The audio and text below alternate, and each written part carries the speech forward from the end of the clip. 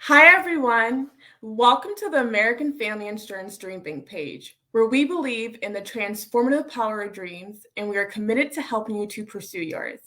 I'm Katerika, and today we have Dr. Shilagh Mirgain. Dr. Shilagh Mirgain is a distinguished psychologist specializing in health and sports psychology at the University of Wisconsin School of Medicine and Public Health. A sought-after speaker, writer, facilitator, and therapist, Shilagh is a frequent contributor to CBS 3 News in Madison and Wisconsin Public Radio. She writes, speaks, and specializes in treatment on mind-body skills to foster optimal health and optimal performance. We are ready for you.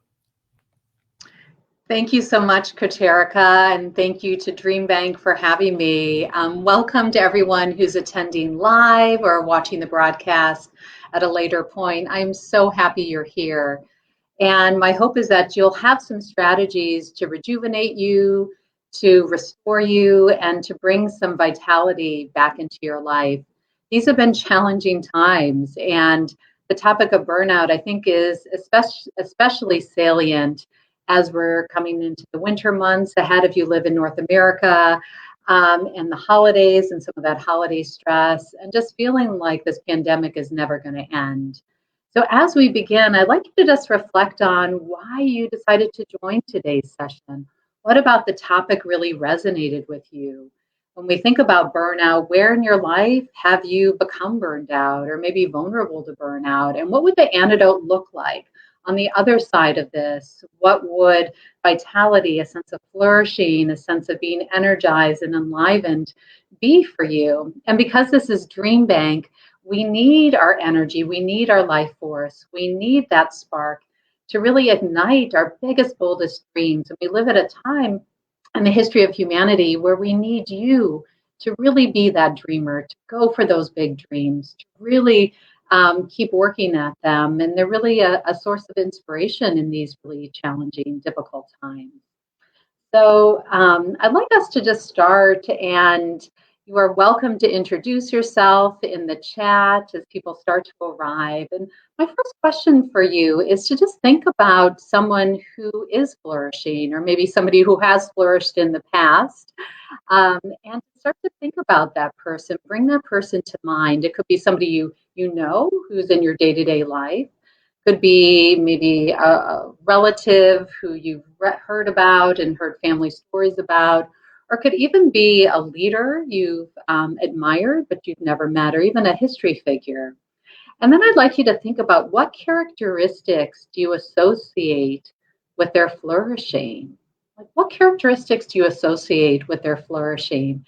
And I invite you to introduce yourself in the chat. You might even say your first name and where you're from, and maybe a characteristic or two that you associate with flourishing.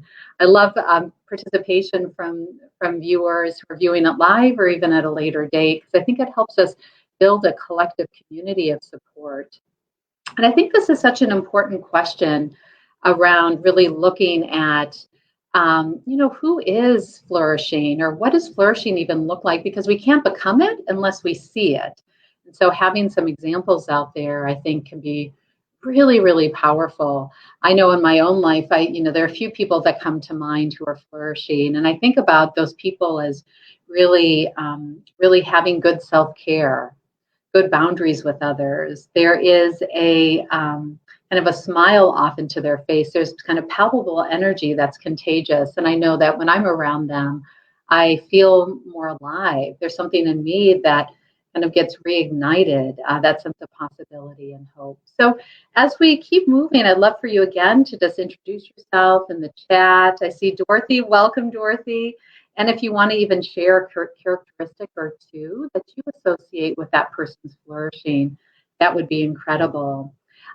Great. And we have somebody from the UK. Excellent. Welcome, welcome.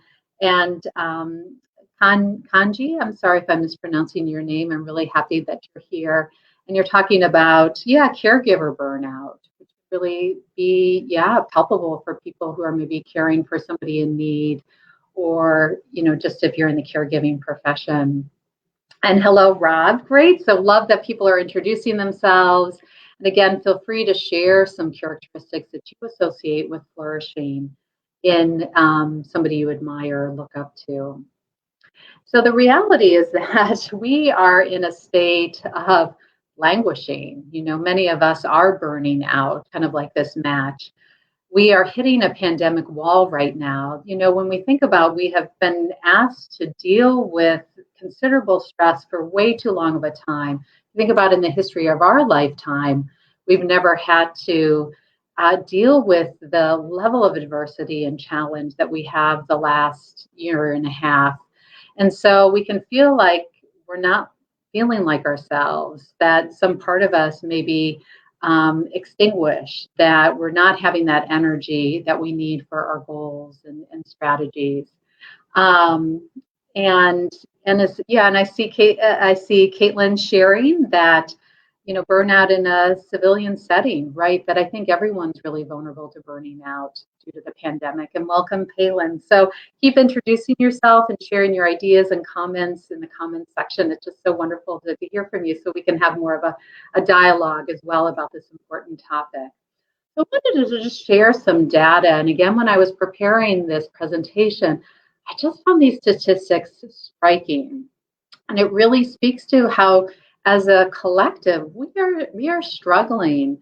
So the Associated Press just came out with a report, and they found that people are reporting high levels of stress and anxiety. So around 41% of people are reporting that they feel extremely or very worried about themselves or their family becoming infected with the virus. And what is striking is that this number went down last summer, went down last spring when we had the vaccine and there was tremendous hope. We're finding that that level of stress and anxiety is the same as it was a year ago, last winter. So as we keep going, just talking about some of this data, the other striking report that just came out was by the American Psychological Association. This just came out last week. This is like hot off the presses. And again, it really speaks to the climate we're living in and just how challenging, and how you're not alone if you're resonating or struggling in these ways. So a third of adults are reporting that they're so stressed that they sometimes wrestle with just day-to-day choices. They're having difficulty making basic decisions. 74% of adults were reporting that stress has affected them in parts of their life in the past month. If we go to that report, we also find that 61% said that they were rethinking how they were living their life. And I think this is fascinating and really disturbing, and why it's so important for us to work on burnout prevention and how to recover from burnout. And that is, almost half of people said that it made planning for their future feel impossible. Now, DreamBank, we are a tribe of dreamers, and we don't want this to happen for us, because in order to achieve our biggest dreams, we need to plan, we need to think about the future, we need to feel like we have the motivation to move forward. And if we look at some of the, again, when we think about 70% of people are reporting having high levels of stress, the biggest outcomes of that stress, we found many people felt overwhelmed. We also found headaches were really prevalent in people. 24% reported starting to isolate and avoid social situations. 23% reported they were altering their eating habits. And 22% reported that they were procrastinating, neglecting responsibilities, or changing their physical activity levels. And again, when we look at stress and how it's impacting us, again, this slide I think is really striking, because what it speaks to is we're not coping very well with the stress. People are reporting undesired weight gain or disturbance in sleep, or not following up with those planned medical appointments, or even drinking too much alcohol to cope. And if we look at the people who are most vulnerable to stress and anxiety and difficulty coping, we're finding that it's young adults, parents, and people of color. So I think, again, when we look at the most vulnerable groups, we really want to highlight, and it's often those groups that are saying, I'm having the stress, but I don't have the tools to really manage it. Great.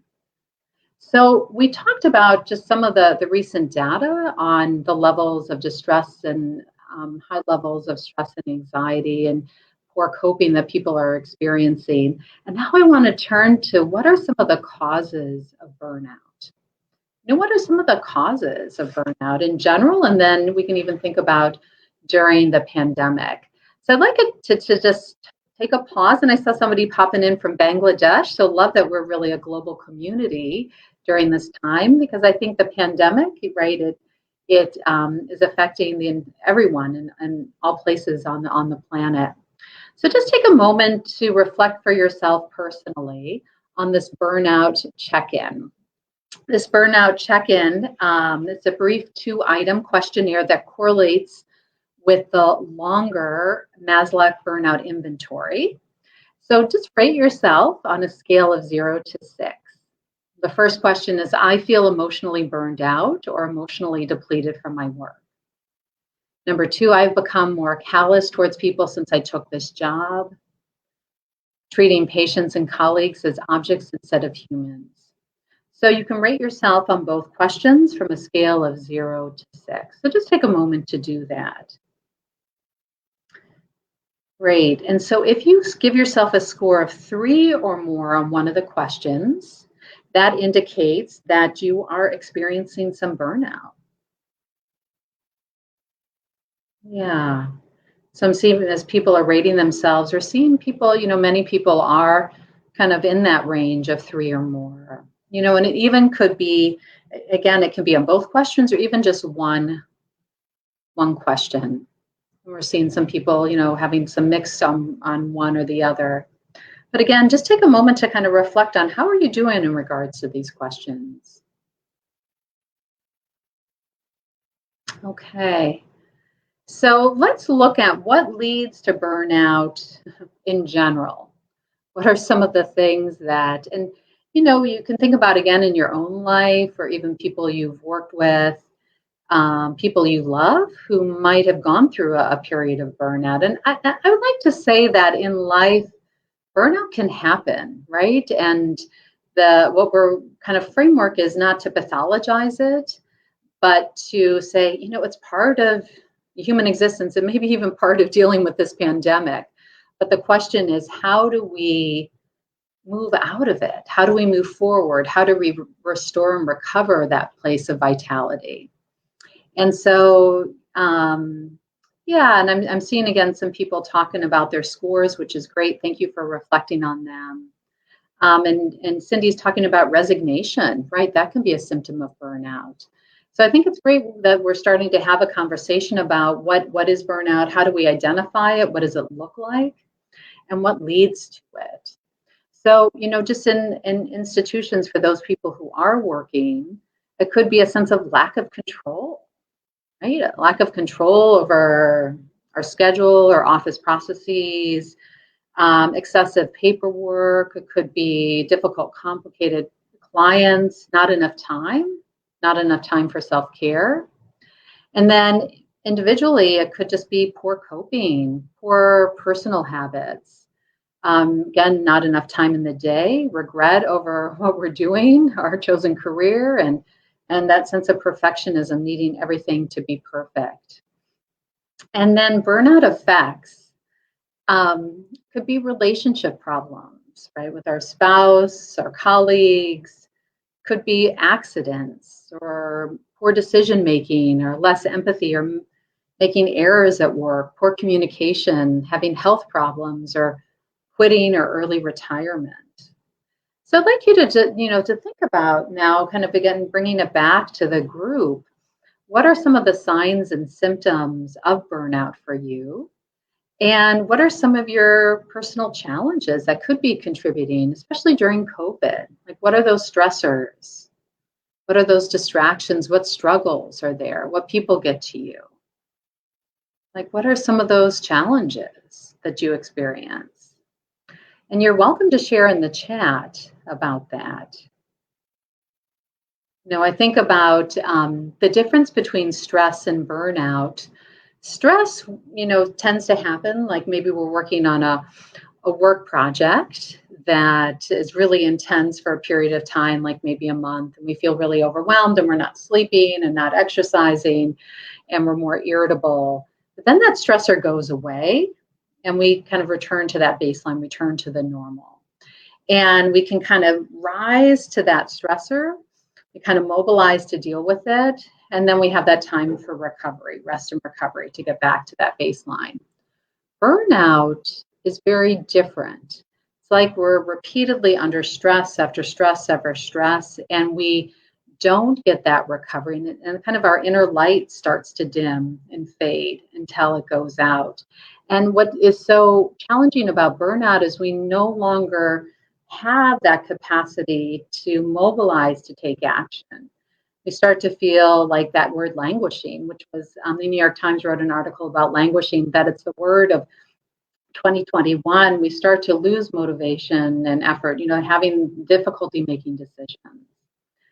So I'm seeing, again, thank you so much for people in the comments section here, just sharing what are some of the challenges or even signs and symptoms of burnout that you've noticed in your own life.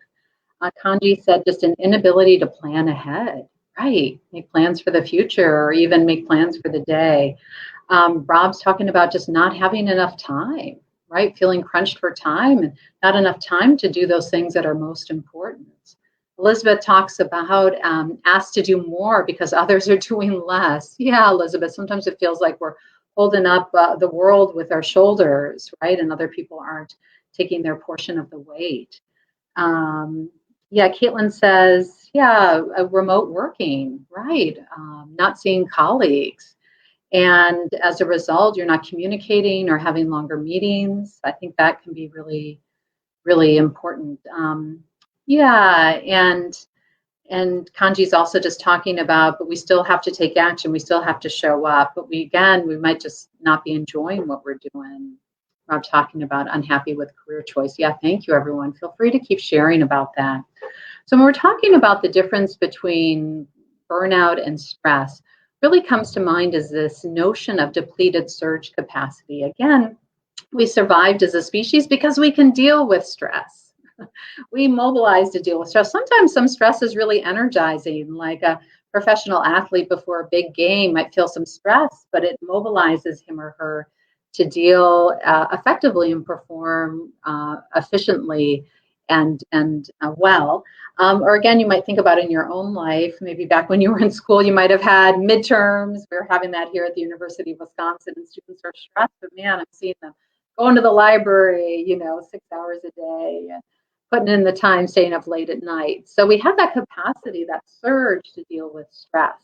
But what we don't have the capacity as a species is to deal with repeated stress. And again, the pandemic, it's just been one long stressor, like an ultra distance race of a stressor. And we've just gotten depleted, like our tank has started to go towards empty. Yeah. So, and I think somebody was talking about this with the remote work. I think it was Caitlin just saying, we're connecting virtually with people, and we don't get some of the things that energize us from in-person interactions. So we find that, pre-pandemic, we'd be chit-chatting at the water cooler in the break room with colleagues about your weekend or maybe the latest TV show you watched. And what we got was a micro boost of energy.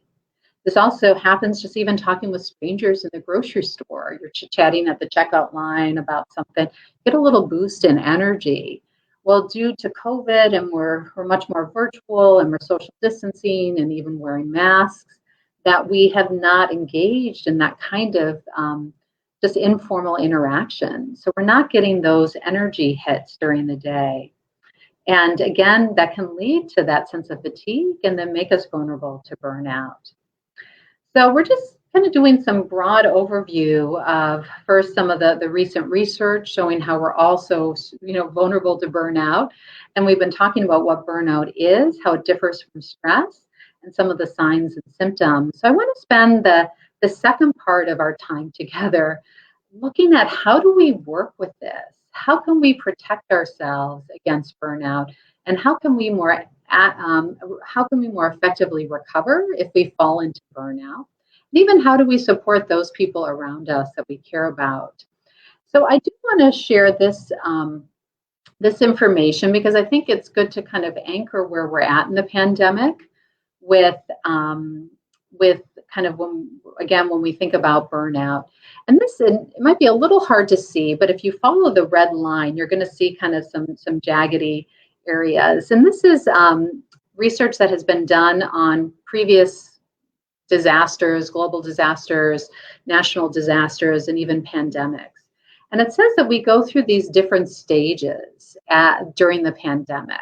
There's kind of the pre-disaster and then the impact. And I was just talking to Katerica and our IT person behind the scenes here, Eric, talking about a DreamBank when the impact happened. I was giving a talk the week before the shutdown here in Madison, Wisconsin. It was the last Thursday night DreamBank series. And then the following week, everything was shut down and we're all at home trying to figure out how to work from home.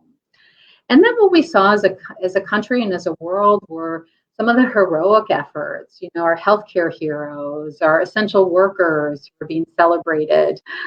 Kids were outside in my community holding signs up saying thank you to the garbage man and woman, or handing little thank you notes to our postal service workers, being kind to the people who are working at our food service or grocery store. So we saw a lot of heroism and celebration. And then when the vaccine came out, and it's been rolling out throughout the world, and just so much excitement. I saw a post from Tanzania, and they got 1 million doses back in August, and we're just celebrating, as a country starting to be able to vaccinate people in Tanzania. There's this kind of honeymoon phase that came about as the vaccines were discovered and starting to be implemented. And I know I personally am feeling some of that honeymoon as children now can be vaccinated.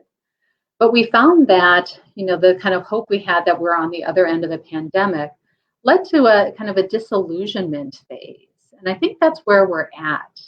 And that phase, and I really want to highlight this disillusionment phase that, there wasn't the quick fix. The vaccines didn't solve anything. We're still in this global pandemic. That phase can last up to a year before we kind of come out the other part of it into this reconstruction phase.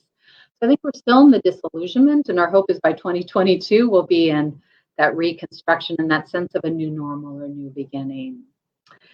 So again, let's think about how do we work with this disillusionment phase that really can leave us vulnerable to burnout.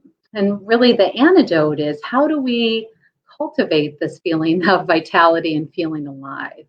So if you ask the internet, what does vitality and fully alive look like? These are the images. Now, I don't know about you, but I can't jump up like this woman here in the picture. So I don't know if that's really how I view vitality and fully alive. But I'd like you to go back to that first question of flourishing and what came up for you, or even in your own life.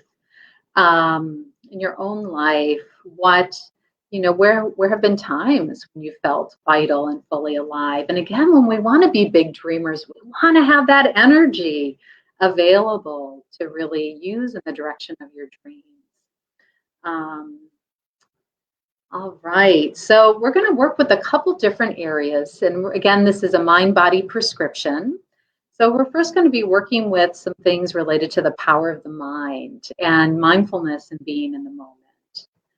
So one of the things we can find that can leave us really vulnerable to burnout is not being in the moment, feeling overwhelmed, feeling stressed. So I want to teach you 2 practices that can be really helpful to ground yourself here and now. So if you're feeling stressed, if you're feeling depleted, if you're feeling overwhelmed, what can you do to really anchor yourself back here? And this practice is called the 2 feet, 1 breath practice. And I invite you to try this with me. So the first step is just to pause, just to stop, and bring your awareness to your 2 feet on the ground. So you might have to put your feet on the ground if they're not, or just bring your awareness to your feet. You might feel your socks or shoes and the ground beneath you. And step 2 is to just take 1 deep breath. On the inhale, check in with what you're feeling in your body. As you breathe out, just bring yourself into the present moment. And I love this practice because it's really simple and can just anchor you into the present. So you can just take a moment to try that. The 2 feet on the ground, and one breath. Great. And just notice how you're feeling after doing that practice. And again, you can use this anytime, anywhere in your life, just to really re-anchor so you're more fully ruddered in those stormy seas. The second practice is the Saber Technique. I use this a lot in some of the research I do here at University of Wisconsin. It's kind of like we're Jedi Knights with little lightsabers. And this can be really helpful if we're really spiraling, if we're ruminating, if we're having difficulty sleeping, if we're feeling a lot of anxiety or fear about the future. And SABER is an acronym. And again, I invite you to practice this. S stands for stop, A for accept, B for breathe, E for expand, and R for respond. What this helps us do is it helps us kind of unlock from some of that tumultuous seas we're swimming in to re-ground ourselves in the moment. So let's just go through it, and I invite you to kind of get out your virtual lightsaber and practice the Saber technique. So just stop. Just pause right here, right now, and step out of autopilot. And then A is just accept, just softening and accepting just as it is. The situation, your thoughts, your reactions, without trying to edit it or change it. And then breathe. Just taking a few mindful breaths. Focus your awareness on your breath. And then expanding your awareness to your body as a whole. And then the R is respond. Think about making a mindful choice about what to do next, if anything. Great. And again, this can be really helpful when we're ruminating, overwhelmed, we're in our mind, thinking. It can take us out of our mind, into our body, back into the moment. And it can actually build energy that we can use to make that mindful choice, to respond effectively, to take action. So again, you can, having practiced this along with me, you can see how you're feeling. Okay. And as I've been saying, that our minds can really be anxious, where we're hooked and entangled by difficult things in our life. Okay. And we can have this cascade of negative thinking, this domino effect of negative thoughts. So how do we work with this? I want to share another technique that's developed out of Sarah Brock's work, a mindfulness meditation author and speaker and facilitator. And this can be really helpful when we are, again, in that our mind is hooked by things. There's kind of experiences or thoughts that are quite sticky. And it can, again, help us really re-energize. It can help us reduce emotional distress and get back to that place of centered, calm energy and restore us. So let's kind of go through the practice here. RAIN stands for, first R, just recognizing what's going on. Recognizing what's going on. And I invite you to, again, just practice this along with me. You might think about something challenging that you've experienced recently that may have hooked you. So RAIN, recognize what's going on. A is accepting, allowing it to be as it is.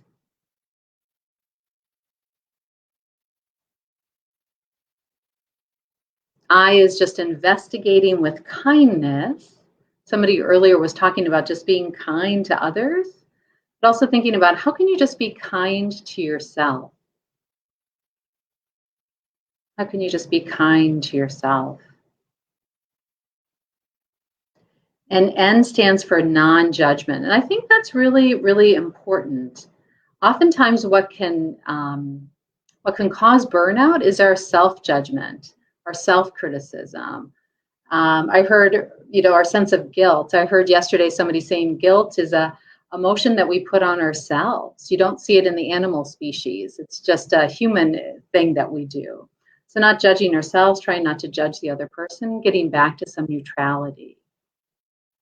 So you might think about using that RAIN technique. So another thing that can really deplete us is by over-focusing on what's going wrong in your life. And it's easy with the negativity bias of our brain to focus on, this isn't working, this is a struggle, this is a challenge. We want to work on finding the silver lining of what's good. So I'd like us to just take a moment and practice this. And again, I invite you to share in the chat. Can you, with savoring the positive, what are some things that you can notice and appreciate that you may have been taking for granted? Are there some things that, the good in your life, that silver lining? And what we find is that when we overfocus on the negative, that tends to really drain us. Versus if we can focus on what is going right, the good stuff, the positive, even those simple things, that actually can really re-energize us. And we can focus on it in our mind in a couple different ways. And what we find is that it can take around 12 to 15 seconds of really savoring that positive for it to more fully get embedded in our memory. The negative stuff goes quickly in our brains in a lot of detail, very quickly. But the positive actually tends to act more like Teflon and fluffs away. And it actually lingering with it for 10 to 15 seconds can actually help it more firmly embed in our memory. So at the end of the day or end of the week or end of the year, we can remember more of the good stuff than the bad stuff. So Kanji says, yeah, all right, I love this, Kanji. You said taking time for yourself feels selfish. So you renamed it restorative rest. I love it, restorative rest. Dorothy's talking about the good are the beautiful trees, right? If you're in the part of the world where there's fall and fall foliage, it's pretty breathtaking. I had somebody who was doing a lot of mindfulness training, and the person was having some significant health issues that was really consuming and kind of what the person had been thinking about and talking about. And with mindfulness training, the person was able to say, yeah, there's this pain issue happening, but there's all this good stuff happening. And it was fall time, and the person came into my office and said, this has to be the most exquisite, most beautiful, magical, majestic fall ever. And we said, no, it's not that there's this amazing fall, it's that you finally are noticing it. You're finally able to take it in, the colors, the scents, the sounds, the smells, the experience. Great, and Elizabeth talks about, the vaccine happy high, Elizabeth, that it's miraculous that they could create, generate, and distribute the vaccines that quickly. Absolutely, Elizabeth, and I think that now that the CDC has authorized the Pfizer vaccine for kids, that can really create that sense of it's a miracle, right? That we have this vaccine that can now protect our kids and young children.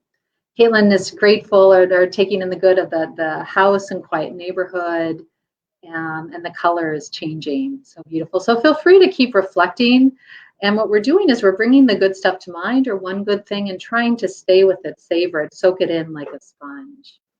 And a gratitude practice can be another way of really finding the silver lining. And the simple practice of just writing down 3 things that go well and the possible causes daily has been found to make ourselves happier. In 1 week, studies have shown people become 2% happier. 4 weeks, 5% happier. In 6 months, 9% happier. Rob's talking about feeling grateful for health. Absolutely, absolutely beautiful. So you're also welcome to just continue to share things you're grateful for. And again, the benefits of gratitude is that it cultivates positive emotions and helps alleviate distressing feelings. It strengthens and nurtures relationships and facilitates adjustment and coping. I've seen so many families and couples do gratitude practices. Couples at the end of the evening, maybe at bedtime, will share 3 things they're grateful for in their day with one another. We've had families around the dinner table talk about the new and good things that have happened that they feel lucky for. And it's great to highlight that for them, model it for their children, and help their children highlight it. All right, and Dorothy, DreamBank art projects. Absolutely, that's something to feel grateful for.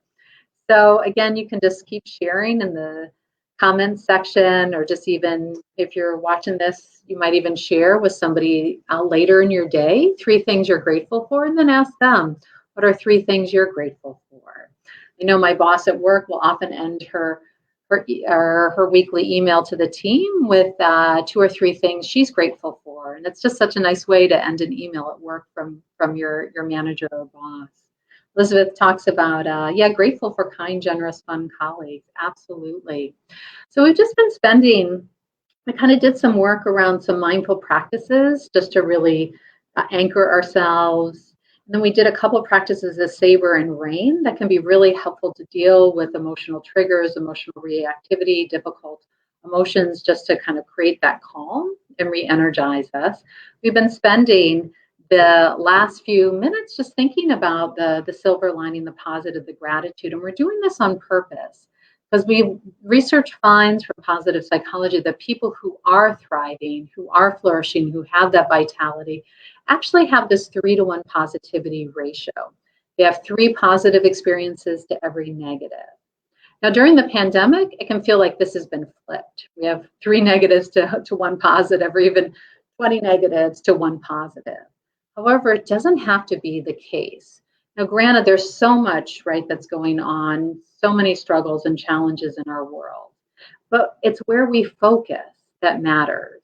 And we can get hooked by all that negative stuff and kind of consumed by it, or we could train ourselves to notice the good that's all around us that we may have been taking for granted. So I'd like you to think about, how can you start to notice the good more? How can you express that gratitude to get to this tipping point of 3 positives to every negative? Because what's fascinating about this research is it's not that the people who got to this 3-to-1 positivity ratio, it's not like they won the lottery and they're the luckiest people ever. It's that they took time to notice the good. They practiced that savoring skill. They let the good stuff in. They recalibrated that state to allow more of the positive in. So I think that is just such a powerful practice to re-energize ourselves when we're starting to feel burned out. To just take a day and go on a positivity adventure and do some of your favorite things, or reflect on. One of my favorite gratitude things is reflecting on, if this wasn't here, if I didn't have hot water or heat here in the cold Wisconsin day, or lighting, or even this capacity to do this event with all of you, what a loss. So it makes me even more grateful for those simple things in life. And, sometimes we need to take a break from negative information, a media fast. Again, when we watch the news, there's so much negative coming at us, it can feel really overwhelming. You might also, and I loved, I think it was Kanjay, restorative rest. Thank you, Kanjay, for saying, instead of time for self, if that feels selfish, call it restorative rest. Can you give yourself a bit of a break and downtime, just to be, just to chill? So important. The art of doing nothing, that I think can be really, really powerful. And sometimes it's a lost art. Fueling our body with nutritious food. But there have been research showing when people are eating a lot of junk food, how they feel sluggish and not sleeping well and lower energy. And again, when we're trying to prevent burnout or even recover from burnout, can we fuel ourselves with that healthy food, natural food that has life energy in it? Movement, right? One of the best things we can do for feeling stuck and tired is just move our body. I said we need to move it so we don't lose it, right? If we feel like we're losing it, maybe we need to get out and do some movement, preferably with other people, right? If you can get outside and movement, that really can energize us. Also, looking at our surroundings. Can we make beautiful spaces for ourselves? I love this study. This was a study of people recovering from surgery, and they had one of 2 rooms. They had a room overlooking a courtyard that had some nature, or a room looking at a brick wall. What would you want to see from your hospital bed? What was fascinating is that they found that people who looked out at nature actually recovered faster. The nurses reported less negative interactions with the patient. The patient complained a lot less, and they needed less medication just by what they were seeing outside their window. So can we do this? Can we improve our surroundings, like bringing in some plants, spending time in nature? Maybe cleaning up the roadside. I know one of our news anchors, he's an avid kayaker, and he's always posting pictures of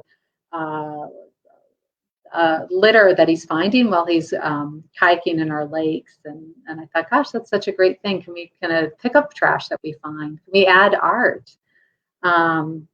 Dorothy, you're looking for hearts out on a walk. Beautiful. Yeah, maybe posting what you find. A lot of hearts in nature that we can find if we just pay attention.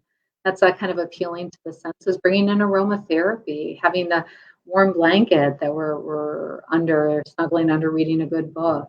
So again, think about, again, one of the ways to create vitality is paying attention to our space, right? If it's cluttered and dirty and dark, it's gonna lower our energy. Then also just thinking about personal development. How do you learn, grow, live more fully? Can you invest in yourself? Maybe taking a class or trying a hobby or volunteering, or cultivating more hope and optimism, or coming to more DreamBank events where you can get the support you need for achieving those dreams and goals. All right, and then just staying connected, right? When we think about burnout, one of the signs and symptoms is we're getting isolated, we're withdrawing, we're pulling back, and staying connected to others can really revitalize us and give us that much needed boost and sense of hope. And then just staying connected, strengthening connections in our community. I think one of that Stress in America report that I talked about at the very beginning with some striking statistics, there's one that I didn't mention that I want to share. And that is that 70% of the respondents, 70% of people felt confident that everything will work out in the end. Everything will work out after the pandemic.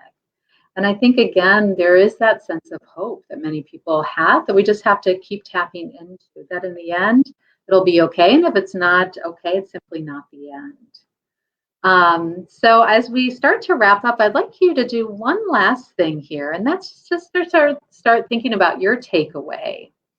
So if we are reigniting that sense of vitality and enthusiasm and hope, what kind of big dream would you start working towards? And I so appreciate Dream Big's mission about helping us, and DreamBank's mission to helping us really start to keep those dreams front and center and keep taking those action steps. And Elizabeth's saying, yeah, we shouldn't have to wait until the end of COVID. We have to live fully now. Absolutely, Elizabeth. Thank you for sharing that. Absolutely. How can we start today? Even one small step in the direction of your dreams. So as we're thinking and dreaming big here, just think about yourself maybe 5 years from now. It could be a year or 10 years or 2 months. It doesn't really matter. But you in the future, maybe who's accomplished a dream or working towards dreams, and thinking about what would that look like? What would people be saying? What would you be doing? How would you be feeling? So again, if you're achieving that dream, what would that look like? What would that feel like? Can you get in touch with that? Feel it, sense it, and then move in the direction of it. So then kind of my last thing is just thinking about what is a positive change or small action step you can take today, this week, in the direction of your biggest dream. And sometimes just taking that action, believing again in that possibility, being kind of a symbol of hope, to living fully now, as Elizabeth says, can also really inspire others, can ignite others, can provide, you can be the person that they're looking up to who's taking that action step. So as we wrap up, you're welcome to reflect on that, of kind of the big dream or positive change or action. You're welcome to share that in the comments section, or even sharing it with a friend or family member later, or even just keeping it close to your heart. Sometimes this stuff is really sacred and we want to just keep it close. But my hope is that you have a sense of an action step or positive change. You'll implement some of the mind-body strategies in the prescription that we talked about. You can better catch yourself if you're kind of sliding into burnout, and bring yourself back, and so appreciate all of you being here. I'll be coming back in just about a month, December 2nd, same time, 12 noon. We're going to be talking about holiday seasons, holiday stress, and how to give the gift of mindfulness to loved ones. So thank you. It's been such a joy to be with all of you. Please stay in touch, and I'm going to turn it back over to Katerika. Thank you so much, Shilagh, for being with us on this Thursday evening. This is such a great presentation, and the topic is so important with the current situation going on now. And you gave us so many great takeaways with identifying burnout. There's different ways of burnout and ways to overcome and overlook it. Thank you so much. And thank you to all of our DreamBank guests who have joined us. For more of our events, please be sure to check out our DreamBank Madison Facebook page. Other than that, bye, everyone.